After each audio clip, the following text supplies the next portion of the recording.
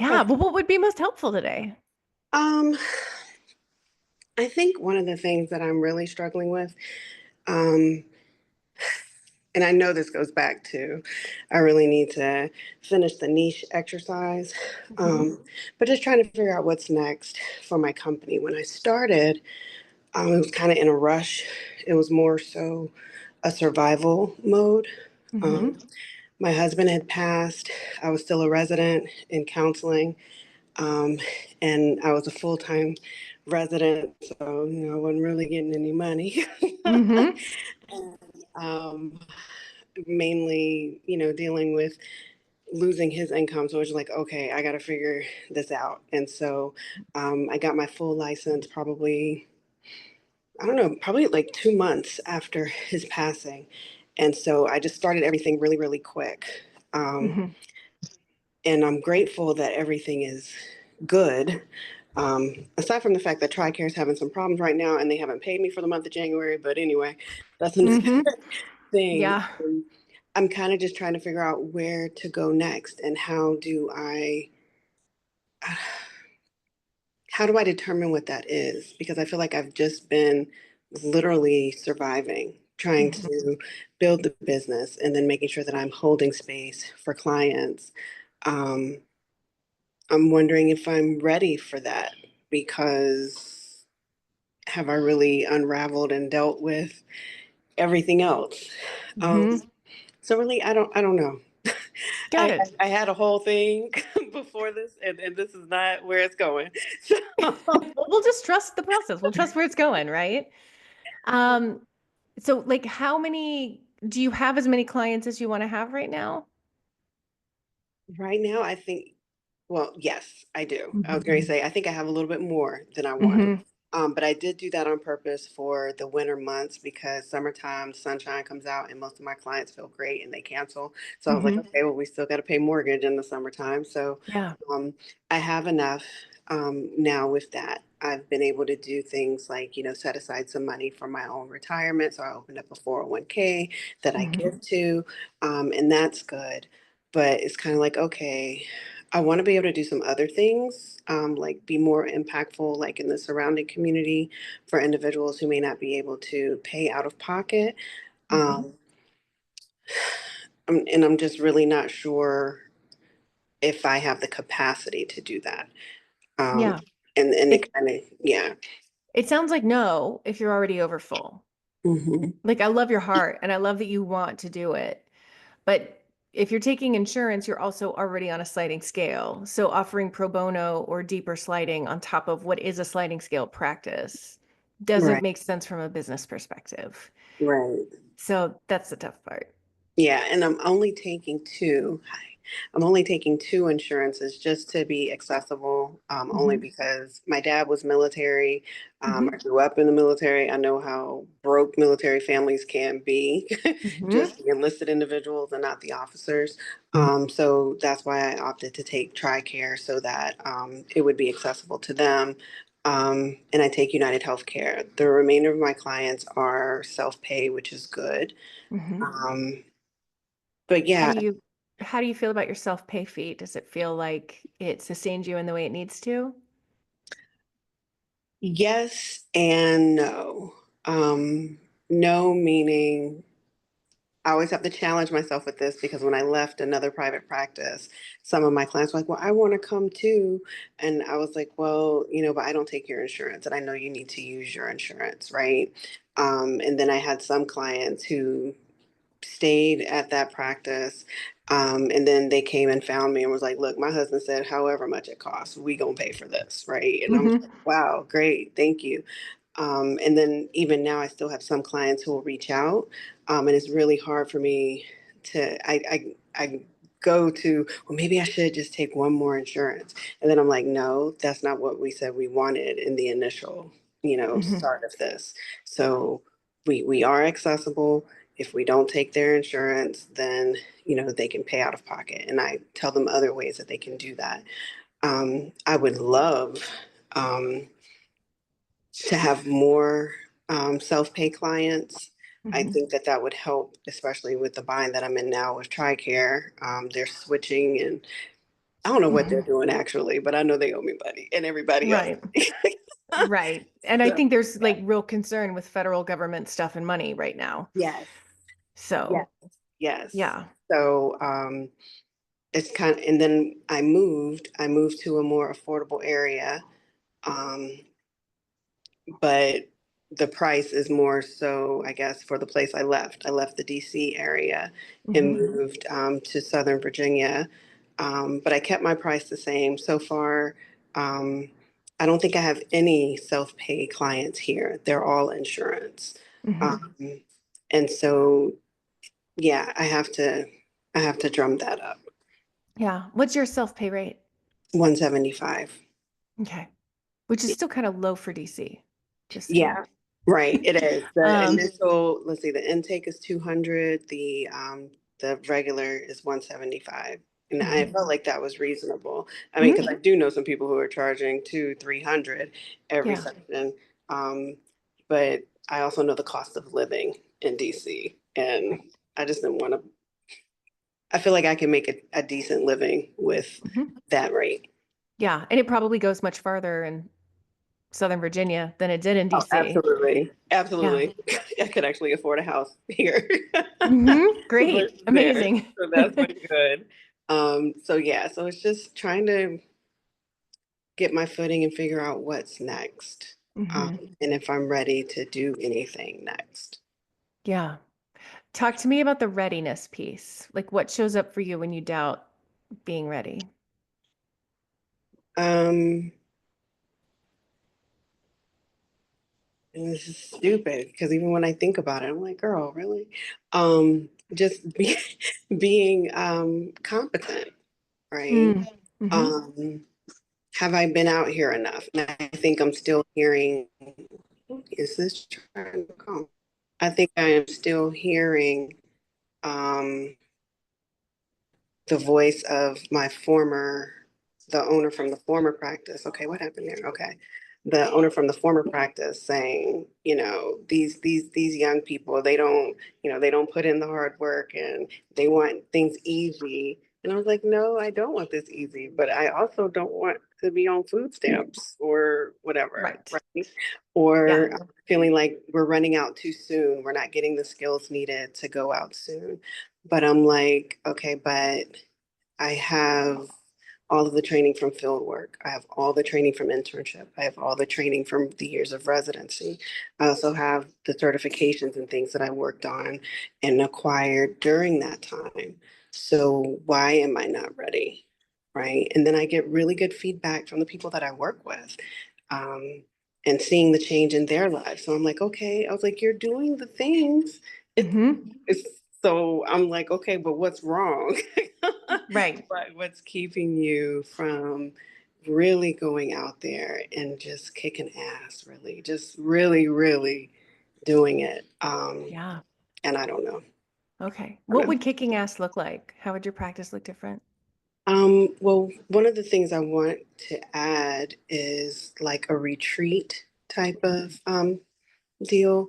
I'm also an ordained minister, and so I would really love to be able to offer retreats for women who are in ministry. Mm-hmm. And I like merging my faith with the clinical side, right?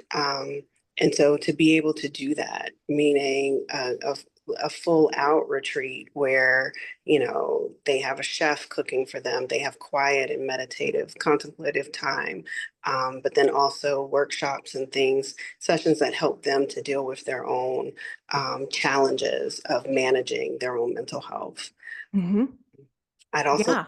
yeah, I don't know. That's like a really big dream of that, but then also having an actual retreat center where people can, Mm.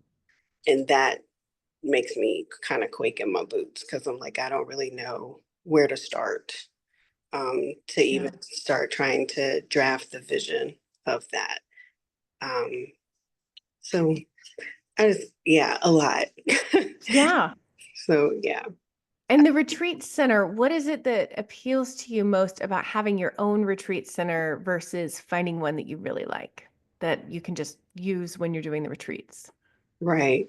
Um, because the thing that I like most about it is that I wouldn't just use it for my retreats, but it could also kind of like serve double duty for other organizations that might want to bring in executives and do executive retreats and things like that. So another form of income, but then Mhm. also using that to be able to facilitate some things locally, like bringing kind of like food and things to communities that don't have like grocery stores with fresh produce and stuff like that. So kind of just having like this circle going where the income is coming from over there, but the services are being provided in another place that really needs it. So that's what it sounds like and looks like in my head. It's just this big circle Yeah. that keeps working. Well, and I wonder if a nonprofit structure would make the most sense for that then. And I was thinking about that until the government happened. And so Right. I kind of want to try. I've kind of made a list of things to look into is how to build something like this without having to be dependent on federal funds. Uh, Hmm. because one of the things that a few of my clients are struggling with is they have children with special needs, and some of their programs are being cut Hmm. because of the lack of funding. And I'm like, no one's really thinking this through. How can we do this so that the service doesn't stop, right? Right. And so Yeah, it's I the don't. people who are left, right? Like Yeah, we're recording this on the day when it's kind of a shit or get off the pot. If you're a federal employee, you tell them if you're staying or going. right. Um, and like the people who are left are going to be, I mean, it's going to be like agency work where like somebody leaves and all of a sudden you have 10 more You clients in have, your yeah, caseload. yeah. And I was like, Yeah. I'm not trying to, yeah. And so the people that are left are the people that need the services. Um, Hmm. so it's kind of like, how can I create something like that that can be sustainable without having to rely on federal funds, no matter who's in charge? But then I was like, well, that's going to take a lot. Because Hmm. I could really see it happening if I did start a nonprofit. Um, Right. Well, but and not all nonprofit funds come from the government. Like you get the tax write-off with a mm, 501(c)(3, but you can get all sorts of grants and things like that. Now, I mean, you're talking about real estate, which is mhm, a bear. right, And I don't know how, and the improvements and the maintenance and all those kinds of things. So I don't know how that works, having never owned or I guess nobody owns a nonprofit, but never started a nonprofit. right. Um, but from a for-profit standpoint, what could be cool is what if you did retreats at somebody else's center for a Hmm. while and every dime you made in profit, you Hmm. socked away Hmm. to eventually buy your own space. And like this is what funded the real estate piece of it. Yeah. And I've been thinking about that too, because talking to my dad, we have some land that was left to our family that no one has developed. And I'm like, are y'all kidding me? Seriously? Right? So I thought about that and speaking with a friend of mine, yeah, renting some other facility to do these until we were able to do that. And then when my father approached me with, well, Uncle so and so left us this. And I was like, and how many years have I been alive? And when are you really could have saved a lot of heartache? So, but then also trying to learn how do we do this? Because then you have to clear the land, you have to get it ready, for habitation or whatever. Yeah. Um, so yeah, it's Yeah. And choosing the right builder will take care of, they handle all that. You don't have to figure it all out on your own. right. And then finding a good builder who, right, will be a good, trustworthy builder. Um, Hmm. so yeah, Yeah. it seems like a lot. I mean, it is a lot. Yeah, Um, well, and it's a future plan, right? Like you're not in a position to start building right now, right? right, Like you're feeling good about putting money into retirement. So like we've got right, to put more away beyond retirement, a significant amount more in order to be able to build that. Yeah. So I think working towards the retreats first as a stepping stone, because it could also happen that like you run retreats and you're like, this sucks. Like I love the energy of being at a retreat, but I hate the energy of leading a retreat. Of reading, right, right. So it might be that it's something you like kind of decide you don't want to do potentially. So I definitely get some experience in your feet wet in that. And I love that you've got such a clear niche for your retreats too. I think that's going to make it much easier to fill. No, absolutely, absolutely. So I'm excited about that. Um, Now it's just, yeah, finding the temporary location. But Hmm. between Virginia and North Carolina, there's a lot of beautiful places. So, For sure, for sure. And I would say like closer to an airport's probably better, right, um, so that it's easily accessible and people aren't paying $200 for an Uber. that part. Yeah. That part, or we'd have to organize some sort of shuttle service or something at no Hmm. cost to them, but then it would be a cost for us to consider. Right. Yeah. Yeah, Yeah. that's what I had for today. Yeah. Not And a I lot. mean, like ultimately, the easiest way to get yourself into a financial position that allows you to do these bigger things is to Mhm. really hone in on those private pay clients and get more of those. Yeah. And I don't know where you live. Is United a big insurer? Like, are they filling up your practice, or do you still have lots of private pay client, like a majority private pay clients? I think it's pretty evenly split Hmm. between the insurance payers and the private pay. But most of my private pay are in the Maryland, DC, Northern Virginia Hmm. area. Of Yeah. course, because they have jobs that can't afford it. Hmm. And Um, keep networking there. Like keep those referrals alive. Yeah, yeah, I definitely all of my like Psychology Today and what yeah, I don't even do a lot of advertising. I do a lot of kind of like word of mouth. I did like swag bags for my primary care doctor and friends who were in other professions. And so I get a lot of referrals through them, Awesome. especially my primary care doctor. But yeah, I told her, I was like, yeah, even though I'm moving, still, continue. And she continues to send people my way. Um, and then my Psychology Today has all of those zip codes up there that to make sure I'm still advertising in that area. Good. Good. Yeah. Because like let's go with easy. It's easier for you to get those private pay clients there. I love easy. Right. Yeah. And then the only downside is I really want to start seeing some people in person. Um, Hmm. I love working from home, but sometimes it gets old. And I was Yeah. like, if I could just have one day a week where I'm going somewhere and meeting with someone, then that'd be good. So I've added the zip code for where I'm at, hoping to drum up some more here.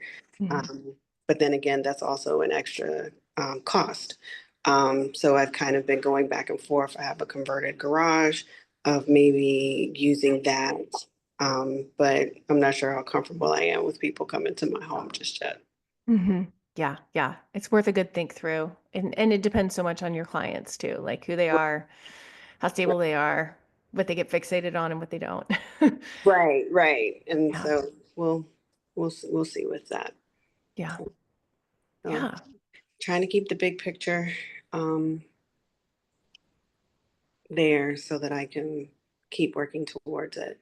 Hmm. Um, I'm not a big social media user. I do Hmm. have a social media account for my business and I do advertise some things, but I'm not, social media just not my thing. Yeah. So I don't really do rely a lot on it. But what are some other ways I could get more of the private pay besides Yeah. the word of mouth, the listings I have, the Psychology Today, therapy for Black girls. I do get some people who call me um, when I was paneled on other insurance panels, and then I tell them, well, I'm no longer there, but, and I try to convert them to, to pay. But what are some other things I could do to increase that? Do you have a website? I do. I, Okay. So, I mean, ultimately, private pay usually comes from niches. okay. which you were like, I know you're going to tell me to finish that niche No, I course. told you, I was like, I need to finish that exercise. I Yeah. started it. Um, so yeah, I do And need to finish that exercise. yeah, all told, the niche course should take you about an hour and a half. Yeah. And if you can just like set aside an hour and a half to do it all in one go, then Hmm. you'll be in good shape. Okay. So, yeah, because most people are like, well, I'll just use my insurance unless they found you because you talk about the thing that they are struggling with and they feel like you're going to help them best. Hmm. Yeah. Um, so niche. And then, we've got the marketing fundamentals course. And what I would recommend you do is you go through each section, like each different marketing strategy has an is it for me that's pretty quick so that you Okay. can listen to the one, for instance, on social media and be like, yeah, not for me, skipping this. I don't need to learn anything else about it because I don't want anybody wasting their time. So go Right. through those and see like, okay, maybe that is for me. But like networking your website, you've got your online listing. So you have like two more that you can fill in with, two Okay. other strategies. So see which ones land best for you. Okay. Yeah, I'll revisit those today. And I actually have the niche worksheet with me on my iPad. I saved it down today. Perfect. But Yay. during now that we've gone to lunch at this conference, I can work on that. Awesome. That Sounds work. good. Awesome. Thank you. How are Of things course. there in North Carolina? We're slowly but surely, like moving debris. It's still a wreck, but Yeah. I can't believe I was like, gosh, it's been months and months, like 4 months. Soon I it'll read be, no, I think it was one of your episodes where you talked about the just not really recognizing the power of seeing the debris move, yeah, being able to get to where you need to go. yeah. Um, wow. Yeah, that's I'm originally from Fayetteville, North Carolina, and when I heard Mm. that what had happened in Asheville, I said, "What? Where?" In the middle of the mountains? Yeah. I was like, "No, man." So yeah, so definitely praying for you guys. Yeah. Thank you. I appreciate it. Absolutely, absolutely, and thank you for continuing to do what you do, Yeah. keeping us inspired. So Yeah. It's good and grounding for me. So, yeah, it feels good. yeah, All awesome, awesome. right.